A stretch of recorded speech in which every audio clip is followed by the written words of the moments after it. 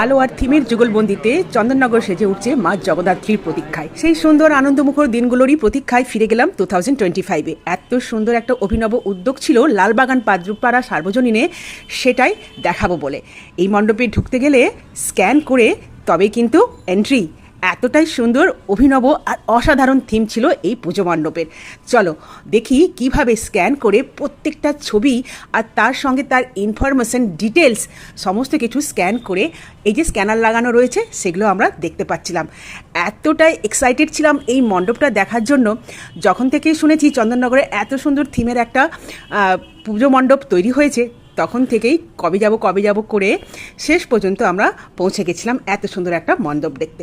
সত্যিই খুব ভালো লাগছিল। সবাই ফোন হাতে, এখন যেটা আমাদের কাছে স্মার্ট গ্যাজেট সবার হাতে হাতে ঘোরে, সমস্ত কাজে লাগে, সমস্ত কিছুতেই ফোন ছাড়া এখন আমাদের জীবন অচল।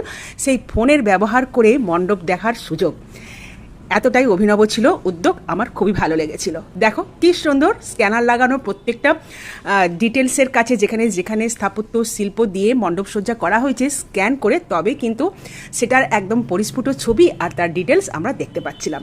তো খুবই ভালো লাগছিল এই মণ্ডপটা ঘুরতে। আর ভিড় কিন্তু দর্শকদের উপচে পড়ছিল একদম। তার মধ্যে মাতৃ প্রতিমার রূপও ছিল কিন্তু অসাধারণ। মণ্ডপসজ্জায় পশ্চিমবঙ্গের ঐতিহ্য, শিল্প সংস্কৃতি ও হস্তশিল্পকে তুলে ধরা হয়েছিল।